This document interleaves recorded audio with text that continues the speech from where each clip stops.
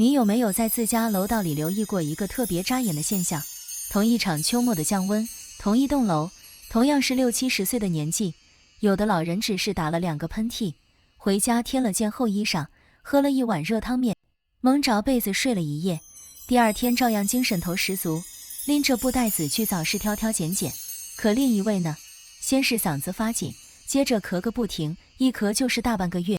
夜里一躺下就喘，最后拖成了肺部感染，住进了病房，一家人跟着坐立不安。这到底是为什么呢？难道真的是命有好赖吗？朋友们，这背后根本不是什么命，而是藏在咱们身体内部的一道防线在悄悄起作用。这道防线看不见也摸不着，却实实在在地决定着一个人扛不扛得住风寒。它就是咱们天天挂在嘴边的免疫力。今天这期内容不讲空话，也不劝您掏一分冤枉钱。要说的这8样东西，全都躺在菜市场最不起眼的角落里，一样比一样便宜。这里面还有一样被无数人冤枉了整整几十年。很多人一听它的名字就连连摆手，说吃了堵血管生血脂，结果白白扔掉了全身最好的免疫原料。等会儿讲到它，您可要听仔细了。很多人一心想着不生病，大把大把的花钱买昂贵的进口保健品，买各种蛋白粉，其实身体里的那只免疫大军最认的军粮，恰恰就藏在您每天提着的那只菜篮子里。在正式开讲之前，如果您真在意自己和家人的身体，请先点一下下方的订阅，再把提醒打开，以后每一期实用的养生内容就都不会错过了。这里只讲那些朴素、耐用、经得起时间检验的健康常识。如果喜欢今天的内容，就在评论区扣一个1，这是对持续创作最实在的鼓励。好了，找个舒服的姿势坐下来，手边倒一杯温水，咱们把这8样东西一样一样的说透。第一样，颜色橙红，一年四季都不缺，几乎每个菜摊上都堆成小山，它就是最普通不过的胡萝卜。很多朋友平时吃胡萝卜，可能只是觉得它脆生生的，炒个菜配个色好看，但您若翻一翻中医的老书，就会发现它的分量非同一般。中医认为胡萝卜性平味甘，能够下气补中，健脾和胃，还能安五脏。中医讲究五色入五脏，橙黄一色，走的正是脾经和胃经。脾胃是什么？脾胃是人体的后天之本，是气血生化的源头。您吃进去的所有营养，都得靠脾胃这口锅来消化吸收，再一点点变成抵抗疾病的气血。胡萝卜不仅能健脾胃，它还有润燥明目、宽肠通便，甚至化治开胃的卓越功效。对于很多中老年朋友来说，一到秋冬就浑身发干，眼睛干涩发痒，早上起来嗓子像被砂纸磨过，皮肤一挠就是一道白印子，大便也变得干硬难下。这个时候一味的吃辣的、烤的、炸的，肯定是雪上加霜。而一盘用油稍微煸软的胡萝卜丝，就是对干燥身体最温柔的润泽和修补，能实实在在地缓解这些发干的毛病。现代研究表明，胡萝卜简直就是一座天然的胡萝卜素宝库，进了身体就能转化成维生素 A。 维生素 A 对于维持呼吸道黏膜的完整有着决定性的作用。呼吸道黏膜是抵挡空气中病毒入侵的第一道物理屏障，这层膜一旦干裂破损，病毒就长驱直入。这层膜若是湿润饱满，病毒连门都摸不着。还有一点要特别记住，胡萝卜素是脂溶性的，怕水不怕油，生嚼一根，吸收率只有1小半，用少许油炒过，或者和肉一起炖软，吸收率能翻上好几倍。所以平时把胡萝卜切成丝用油快炒，或者切成滚刀块和排骨一起炖，绝对是滋养免疫力的上乘之选。也要提醒一句，胡萝卜吃得太猛，皮肤可能会发黄，停几天就退了，不必惊慌。顺着五谷杂粮往下说，第2样是养胃界公认的老资格，那就是小米。小米在北方的地位不用多讲，谁家添了孩子，谁家做了手术，第一锅端上桌的准是小米粥。中医认为小米味甘性凉，能够健脾和胃，补虚损，除烦热。古人甚至把熬得浓稠的小米汤称作代餐汤，意思是虚弱到吃不下东西的人，喝它顶得上一碗餐汤。这话听着夸张，道理却很实在。日常生活中常有这样的情形，家里的老人生了一场病，刚刚下床，或者孩子发烧刚退，看着满桌子的菜直摇头，一口也不想动。这个时候脾胃是停摆的，免疫力也正处在最低谷，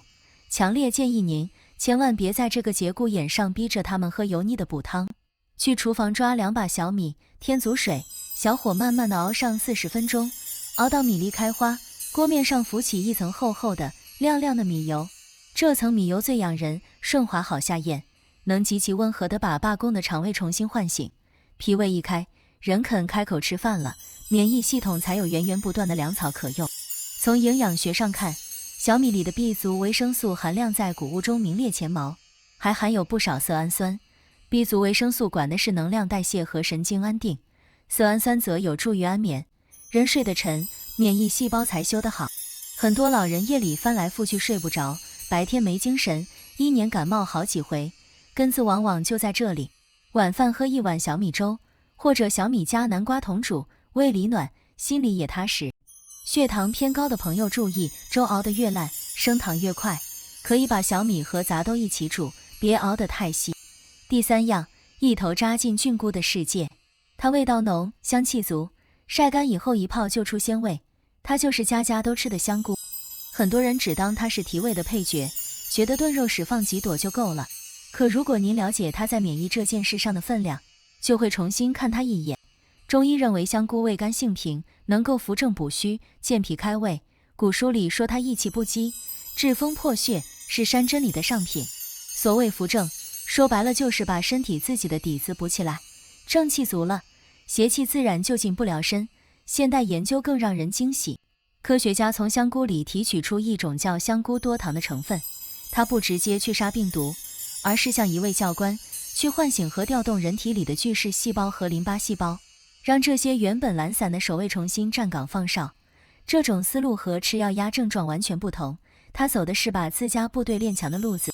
此外，香菇是少有的能提供维生素 D 前体的植物性食物。把干香菇或者鲜香菇在太阳底下摊开晒上2-3个小时，其中的麦角固醇就会大量转化成维生素 D， 而维生素 D 恰恰是免疫细胞正常工作离不开的一把钥匙。冬天日照少，老年人又晒得少，这一招几乎不花钱，却很管用。做法上最省事的是把干香菇泡发，连同泡菇的水一起下锅，加2片姜，炖一锅清汤，鲜的不必再放味精。也可以把鲜香菇切片，和青菜一起清炒。要注意的是，痛风发作期的朋友要少吃菌菇，平稳期适量就好。第4样还在菌类里，却是完全不同的一副脾气。它黑得发亮，泡开以后像一朵朵小云，它就是黑木耳。中医认为木耳味甘性平，能够益气强身，活血通脉，润燥利肠。老一辈常说吃木耳能刮油，这话虽然粗，方向却没错。现代营养学给出的答案更清楚，黑木耳里的膳食纤维含量相当可观，尤其是那种遇水膨胀的可溶性纤维。它进入肠道以后，像一块吸饱了水的海绵，把肠壁褶皱里积攒的残渣和油脂一并裹住，再顺着肠道推出体外。这一点为什么和免疫力有关？因为人体70%以上的免疫细胞都驻扎在肠道里，肠道通畅了，毒素少了，免疫细胞的工作环境干净了，干起活来自然就利索。木耳的纤维帮助消化排泄，排泄带走垃圾，干净的肠道养出精神饱满的免疫细胞，这免疫力自然就水涨船高了。木耳还是补铁的好手，铁是造血的原料，血足了脸色才红润，抗病才有底气。不过这里有一条安全提醒，请务必记牢，木耳一定要用凉水短时间泡发，2-3个小时足够，天热的时候放进冰箱里泡。泡上1天1夜的木耳，尤其是发黏发臭的，一定要果断扔掉，绝不能舍不得。这一点比任何功效都重要。做法上凉拌最爽口，加蒜末、香醋，少许香油，炒鸡蛋、炖鸡汤也都很合适。接下来第5样就是前面卖的那个关子，它太常见了，常见到几乎每个冰箱里都有。它也太委屈了，被冤枉了整整几十年。它就是鸡蛋。关于鸡蛋，在很多想控制血脂的中老年朋友中间，存在着一个极其巨大的误解。很多人一提到蛋黄，立刻就连连摆手。哎呀，蛋黄里全是胆固醇，吃下去不就等于往血管里灌油吗？血脂肯定高，血管肯定堵，我只敢吃蛋白，蛋黄一律扔掉。朋友们，这个观念真的是大错特错了。今天必须在科学的层面上给蛋黄洗刷这个不白之冤。事实上，不可否认，蛋黄里的胆固醇含量在常见食物中确实算高的，但是凡事都怕比较，也怕深究。人体内绝大部分胆固醇是肝脏自己合成的，从嘴里吃进去的那点只占一小部分，而且身体有一套精密的调节机制，吃进来的多，肝脏就少造一些；吃进来的少，肝脏反而加班多造。真正把血脂推高的，往往不是那颗蛋黄，而是反复煎炸的油、肥厚的荤汤和顿顿不落的甜点性。更重要的是，这才是鸡蛋真正的价值所在。免疫力这道防线，说到底是由无数抗体和免疫细胞组成的，而抗体的本体就是蛋白质。原料不够，防线就是纸糊的。鸡蛋的蛋白质结构与人体的需求最为接近，营养学上把它当作衡量其他蛋白质优劣的标尺。一个中等大小的鸡蛋，成本不过几毛钱，却能提供6-7克顶级蛋白，这笔账任何一罐进口蛋白粉都算不过来。蛋黄里还藏着卵磷脂、胆碱、叶黄素和维生素 D， 恰恰是被扔掉的那一半才是精华。很多中老年朋友一边喝着稀粥咸菜，一边抱怨自己伤口不长，头发掉得厉害，一感冒就是半个月。问题往往就出在蛋白质长期吃不够。所以身体健康的朋友，每天一个整蛋是很合适的选择。血脂高的朋友也不必谈蛋黄色变，控制好总量，听从医生的具体嘱咐就好。吃法上，水煮蛋和蒸蛋羹的营养保留最完整，尽量少吃煎的焦黑的荷包蛋。鸡蛋一定要煮熟透，溏心蛋对肠胃弱的老人并不友好。第6样，把目光从菜摊抬到树上。它个头不大，壳硬，人多，被叫做坚果里的老大哥，它就是核桃。中医认为核桃味甘性温，能够补肾温肺、润肠通便。中医讲肾为先天之本，肾精足，骨头才硬，腰腿才有劲，免疫力才有底子。肾气一虚，人就腰酸背软，夜里起夜，牙齿松动，抵抗力也跟着它下来。核桃对于因为肾气不足引起的这些毛病，有着很好的食疗改善作用。从现代营养学看，核桃里含有丰富的不饱和脂肪酸，其中的亚麻酸能在体内转化出对抗炎症有益的成分。慢性炎症是很多老毛病的温床，长期把身体泡在低度炎症里，免疫系统会累到罢工。此外，核桃里的维生素 E 和多种矿物质也是免疫细胞膜的重要保护者。不过吃核桃最讲究一个量，它油脂丰厚，热量不低，一天2-3个正合适，绝不能像嗑瓜子那样一把接一把。挑核桃时闻一闻，有一丝哈喇味的坚决不要。